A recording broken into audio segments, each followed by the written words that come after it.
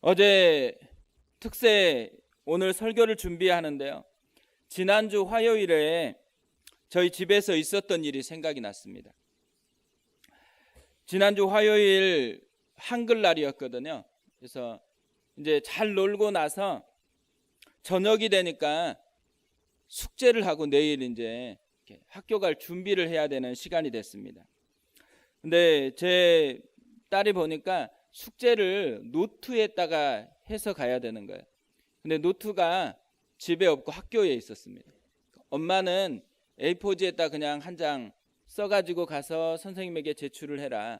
근데 딸은 노트에다가 해야 된다고, 선생님이 종이로 가져오지 말라 그랬다고. 이제 이 사건 때문에 별것도 아닌데 이제 누가 약자겠어요? 딸이 약자여가지고 서운함 때문에 울고 있는 거예요. 그래서 제가 가서 이제 여러 가지 얘기하다가 문득 생각난 게 뭐냐면 임명장을 줘야 되겠다, 이런 생각이 들었습니다. 화가 임명장. 우리 둘째 딸의 이름이 뜻이 뭐냐면 기쁨의 정원이라는 뜻이거든요. 그러니까 기쁨이라는 색깔을 칠해야 되는데 지금 계속 보니까 울고 서운하고 이런 것으로 마음의 색이 다 칠해져 있는 거예요. 그래서 이제 마음의 색을 좀 바꾸는 그런 의미에서 화가 임명장을 좀 주고, 네가 이 기쁨의 정원답게 계속 좀 기쁨의 색을 칠하면 좋겠다, 이런 이제 시간이 있었습니다. 근데 문득 이 생각이 나면서 특별 새벽 부흥회가 새로운 색깔을 칠하는 그런 시간이구나, 이런 생각이 들었어요. 그러니까 우리가 우리의 영혼 속에서도 하나님이 칠해주시는 색깔이 필요하잖아요. 그리고 가정에도 보면 무슨 색으로 다 칠해져 있어요. 근데 그 위에 하나님의 색깔로 더 칠해야 되는 그런 게 필요하고요. 교회도 마찬가지입니다. 이제 출발하고 시작되어지는데 무슨 색깔로 교회를 칠할 것이냐. 하나님의 영광의 빛깔로 칠하면 좋은데 다른 것으로 칠해버리면 교회는 위험해지는 거잖아요. 어떤 면에서는 이제 이전을 앞두고 또 새롭게 하나님 앞에 서는 이 시간이 하나님의 색깔로 칠하는 시간이 됐으면 좋겠다라는 생각이 들었습니다. 그래서 이 특세를 통해서 하나님의 색깔이 우리 가운데 칠해지는 그런 시간이 됐으면 좋겠고요. 우리 마음속에 하나님이 나에게는 무슨 색을 칠하기를 원하는지, 또 하나님께서 우리 가정에는 무슨 색을 칠하기를 원하는지, 이 하나님이 어떤 색깔로 나에게 다가오는지를 기대하는 시간이 되어졌으면 좋겠습니다. 오늘 본문을 묵상하는데 여호수아도 마찬가지더라고요. 이 여호수아서를 보면 새로운 색깔로 칠하시면서 시작한다라는 생각이 들었습니다. 이스라엘이 출애굽해서 40년 동안 광야 생활을 했습니다. 광야에서 많은 기적도 있었지만 광야라는 자체가 힘든 거잖아요. 광야 생활 자체가 어렵고 고달픈 삶이었기 때문에 끊임없이 불만이 있었어요. 끊임없이 돌아가고 싶어하는 그런 모습이 있었습니다. 그런데 이제는 새로운 가나안 땅 앞에 놓여 있습니다. 광야 시절을 통해서 많은 불만이 있었지만 이 광야 시절을 통해서 이들을 군사로 세워줬고 조직도 강화시켰고, 그래서 실제로 모든 준비는 되어 있는데도 불구하고 이들은 자신의 색깔이 뭔지, 자신이 어떻게 준비됐는지 이런 걸 알지를 못해요. 그리고서 이 새로운 도전 앞에서 기대감이나 기쁨이 충만하면 좋은데 그렇지를 않습니다. 이 도전 앞에 이들은 오히려 점점 두려움이라는 색이 덧칠되고 있는 그런 모습이 나타났습니다.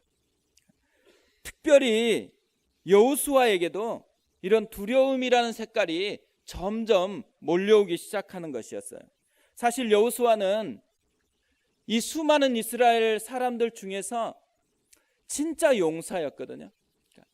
여호수아가 등장하는 첫 등장도 아말렉과의 전쟁에서 나가서 그 오합지졸을 데리고서 이기는 사람이었어요. 전장에서 끊임없이 싸워서 용사로 무장되어 있는 사람이 여호수아였어요. 그뿐만 아니라 그는 믿음의 사람이었죠. 10명의 정탐꾼이 자신들은 메뚜기다라고 얘기할 때 저들은 우리의 밥이다라고 얘기했던 믿음의 사람이었어요. 이 믿음의 사람이었기 때문에 이 사람에게는 뭐가 없을 것 같냐면 두려움이 어울리지 않을 것 같아요. 두려움이라는 것은 여호수아하고는 조금 안 맞는 그런 단어 같은데, 그런데 오늘 본문을 보면 이 여호수아에게 점점 두려움이 찾아오고, 그리고 여호수아의 마음과 이 생각과 모든 것이 두려움으로 채색이 되려고 하는 그런 입장에 놓여 있었습니다. 여호수아가 두려워했었던 이유는 세 가지 정도 우리가 살펴볼 수 있어요. 첫 번째는 뭐냐면 모세가 죽었기 때문입니다. 1절에 보면 여호와의 종 모세가 죽은 후에 여호와께서 모세의 수종자 눈의 아들 여호수아에게 말씀하여 이르시되, 모세는 이스라엘의 정말 큰 울타리였거든요. 그리고 모세는 여호수아에게는 엄청난 그늘이었어요. 그런데 이 울타리였고 그늘이었고 스승이었던 모세가 이제 죽었습니다. 갑자기 울타리가 사라지고 갑자기 그늘이 사라졌기 때문에 이 현실적으로 느껴지는 피부적인 두려움이 그에게 찾아왔어요. 두 번째로는 그가 지금 맡게 될 사명이 너무 크게 느껴지는 거예요. 2절에 보면 내 종 모세가 죽었으니 이제 너는 이 모든 백성과 더불어 일어나 이 요단을 건너 내가 그들 곧 이스라엘 자손에게 주는 그 땅으로 가라.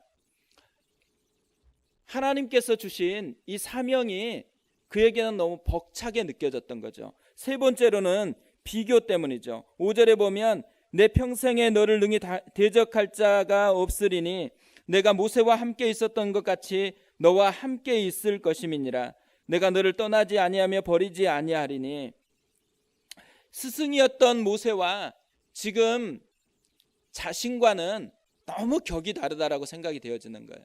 이 비교가 자신의 삶 속에서 자기를 굉장히 약하게 만들고 자상을 굉장히 움츠려들게 만들었던 거죠. 그래서 여호수아가 지금 그 용장이었고 믿음의 사람이었는데 점점 이 마음의 색깔이 바뀌고 있어요. 두려워하고, 그리고 점점 위축되어져 가는 이 여호수아를 하나님이 보신 것입니다. 보니까 인터넷 찾아보니까 이런 글이 있더라고요. 인생은 곱셈이다. 어떤 찬스가 와도 내가 제로이면 아무런 의미가 없다. 인생이 곱셈인데, 곱셈은 0이 아닌 다른 숫자가 곱해지면 엄청난 효과가 나타나지만 0만 곱해지면 아무것도 나타나지 않는 거죠. 인생을 제로로 만드는 것이 뭐가 있을까요? 인생을 제로로 만드는 것 중에 큰 게 두려움이에요. 두려움. 아무리 많은 것을 가지고 있어도요, 그 마음에 두려움이 스며들기 시작하면 아무것도 못해요. 그리고 아무리 뛰어난 재능이 있고 또 용기가 있었던 그런 모습이어도 두려움이 찾아오면 엉뚱한 것으로 자기의 인생의 에너지가 싹 낭비되어 버리는 그런 삶을 살아가는 거죠. 그래서 어떤 사람은 이 두려움을 마취제라 그랬어요. 막 사자나 이 치타나 뭐 이렇게 굉장히 무서운 동물이어도요, 마취제 하나 맞으면 조금 있으면 아무것도 할 수가 없습니다. 그러니까 이 두려움이라는 것이 제로로 만들고 이 마취제와 같은 그런 역할을 한다라는 거죠. 베드로도 얼마나 예수님께서 다 버릴 거다 그러니까 자신 있게 대답해요. 남들은 다 떠나가도 자기는 절대로 떠나가지 않을 거라고 확신 있게 대답했어요. 그런데 두려움이라는 게 그의 마음속에 싹 들어오니까 그냥 여종, 그러니까 군사도 아니에요. 여종이 옆에서 속삭이는데도 불구하고 예수님을 부인합니다. 이 두려움이 베드로를 제로로 만들어버렸어요. 뿐만 아니죠. 12명의 정탐꾼 생각해보면 한 사람 한 사람 다 뽑혀서 온 거거든요. 어떤 사람을 뽑았겠어요? 용기가 있는 사람, 믿음이 있는 사람, 그런 사람을 뽑았을 것인데 그 중에 10명이요 자기들은 메뚜기라고 얘기를 해요. 그것이 분명히 젖과 꿀이 흐르는 하나님의 약속에 풍성함이 있는데도 불구하고 뭐만 지금 변했어요? 자기의 내면에 두려움이 찾아오니까 자기만 제로로 변했어요. 이 두려움이라는 게 삶을 제로로 만들어버리니까 이 사람들은 아무것도 할 수 없는 그런 사람이 되고 자기뿐만 아니라 그 수많은 사람들까지도 제로로 만들어버리는 그런 위험한 사람이 되어버렸다라는 거죠. 그러니까 어떤 면에서는 우리가 진짜 두려워해야 될 게 뭐냐면 두려움 자체예요. 이 두려움이라는 것이 우리를 제로로 만들어버리기 때문에 이 두려움을 그냥 방치해두면 안 된다라는 거죠. 그래서 하나님께서 여호수아가 스스로 두려움을 극복해내지 못하니까 하나님이 이 두려움을 깨트려 주기 위해서 오늘 이 1장에서 나타나서 이 두려움의 색을 새로운 색으로 바꿔주는 이야기가 1장의 내용입니다. 하나님이 이 여호수아의 마음의 색깔을 바꾸기 위해서 두 가지를 새롭게 칠한다고 생각이 되어집니다. 오늘은 이 두 가지 색깔을 좀 살펴보려고 하는데요. 첫 번째 색이 뭐냐면 격려라는 색이에요. 하나님이 여호수아가 이 두려움에 빠져 있으니까 야단치는 게 아니고 격려를 해 주십니다. 이 여호수아 속에 사실 모세가 죽고 또 새로운 사명도 크고 비교가 되는 것이 두려움의 표면적인 이유였지만 진짜 이유는 뭐냐면 이 여호수아 속에 하나님의 음성이 없는 거예요. 여호수아가 담대했던 단 하나의 이유는 하나님의 약속이 그의 심령을 가득 채웠기 때문에 그렇거든요. 근데 여호수아의 마음속에 상황을 보고 환경을 보는 것은 가득한데 하나님의 음성이 사라져버린 거예요. 그래서 하나님께서 여호수아에게 직접 나타나서 말씀을 하십니다. 이 말씀 속에 뭐가 담겨 있냐면 격려라는 색깔이 담겨 있는 것이죠. 하나님이 두 가지로 격려해요. 하나는 이 두려움이 사명이 너무 크기 때문에 왔기 때문에 사명에 대한 부분을 이야기하시면서 약속을 더하심으로 그에게 격려해요. 3절 4절에 보면 내가 모세에게 말한 바와 같이 너희 발바닥으로 밟는 곳은 모두 내가 너희에게 주었노니 곧 광야와 이 레바논에서부터 큰 강 곧 유브라데 강까지 해쪽 속의 온 땅과 또 해지는 쪽 대해까지 너희의 영토가 되리라. 너희에게 주었다라는 거예요.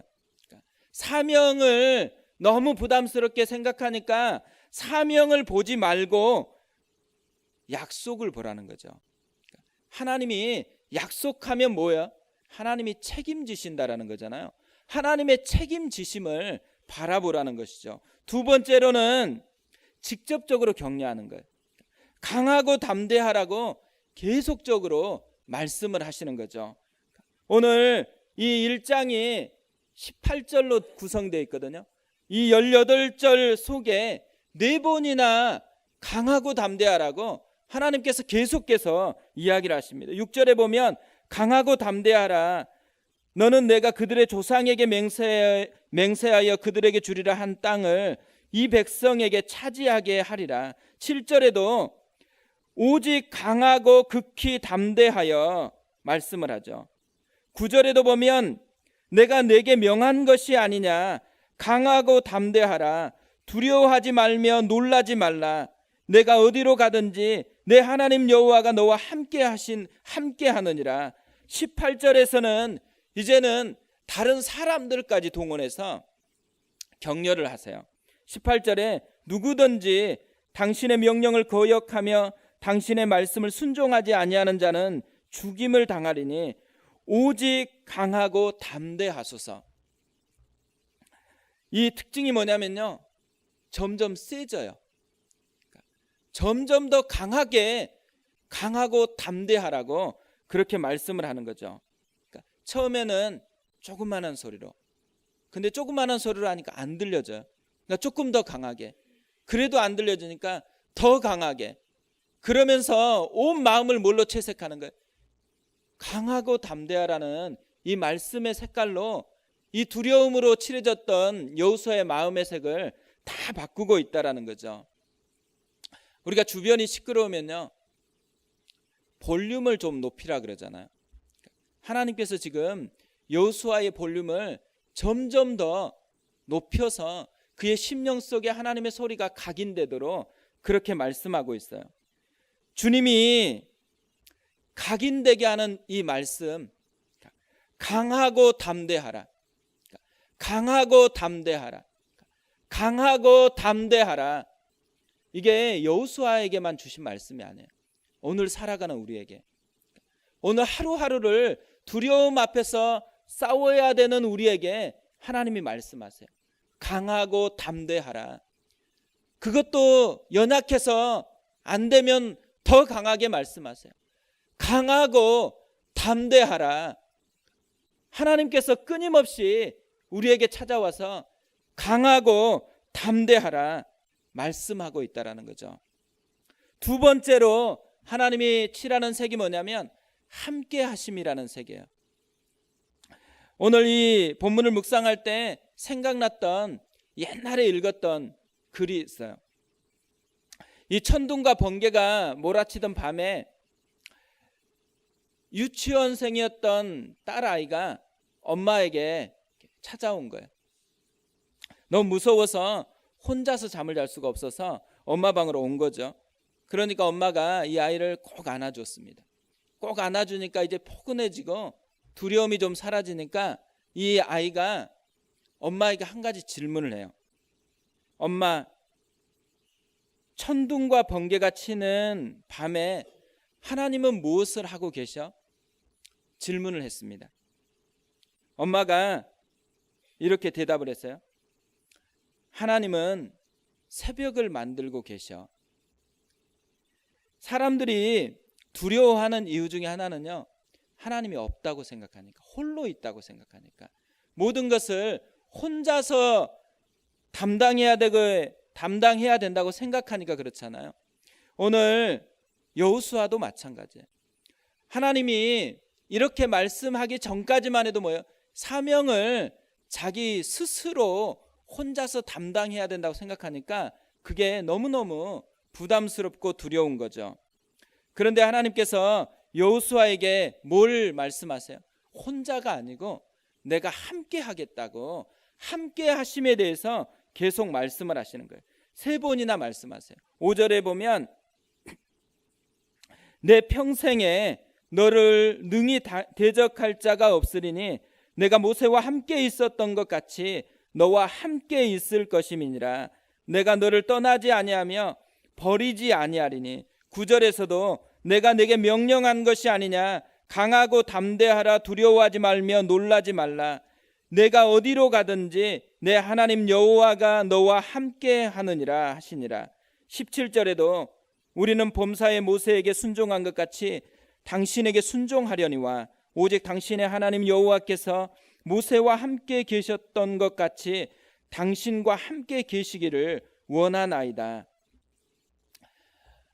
하나님이요, 말만 격려하는 분이 아니세요.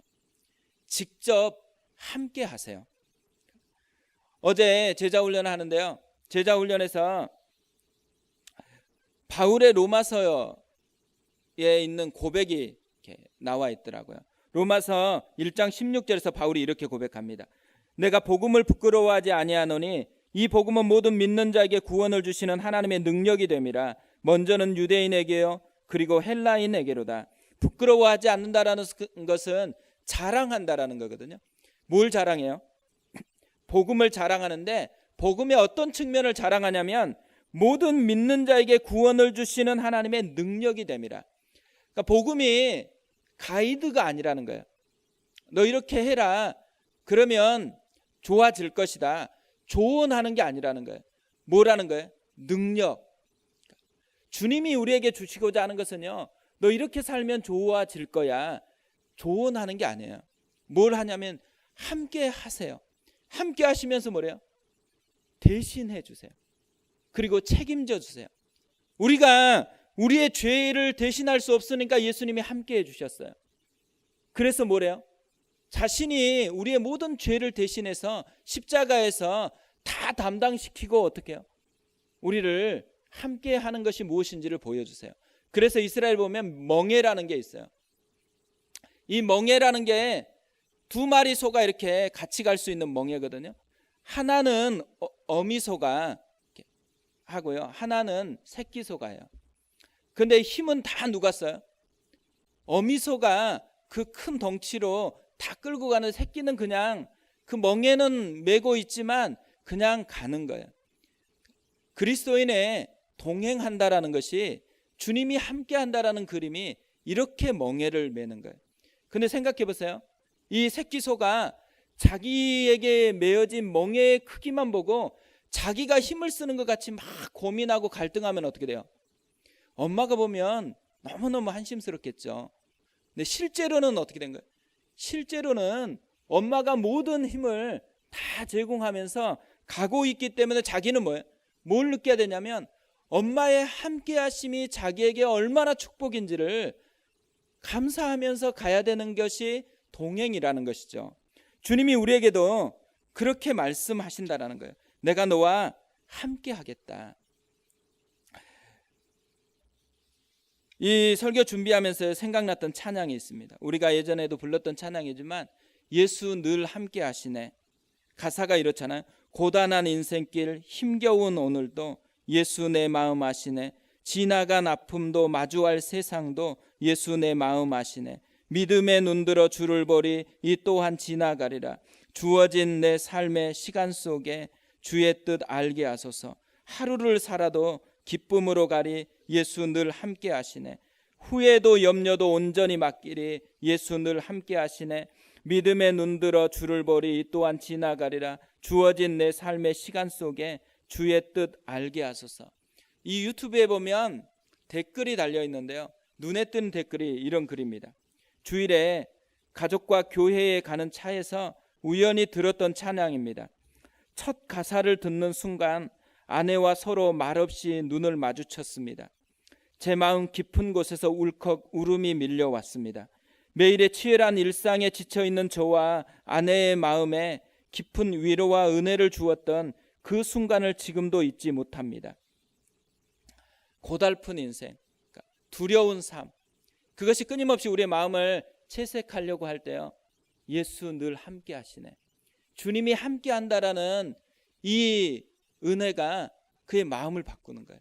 새로운 삶으로 그를 용기를 주었다라는 거죠. 오늘 여호수아, 그 용장도 두려움에 빠졌습니다. 그러니까 두려움이 온다라는 것 자체가 문제는 아니에요. 근데 두려움을 방치하는 게 문제인 거죠. 두려움이 찾아올 때 하나님께서 그곳에 두 가지 색을 칠하세요. 하나는 강하고 담대하라, 격려의 색을 칠하세요. 또 하나는 말만이 아니고 함께 하세요. 함께 하심이라는 색깔을 칠해서 다시 새로운 도전으로 나아갈 수 있는 힘을 주신다라는 거죠. 오늘 우리가 이제 하루를 시작해야 될 것이잖아요. 옷도 입고 다 하고 출근하기 전에 뭘 해야 돼요? 새로운 색깔로 마음을 칠해야 돼요. 강하고 담대하라. 내가 너와 함께 할 것이다. 이 하나님의 색깔로 칠하고 하루를 시작하는 그런 은혜가 있었으면 좋겠습니다.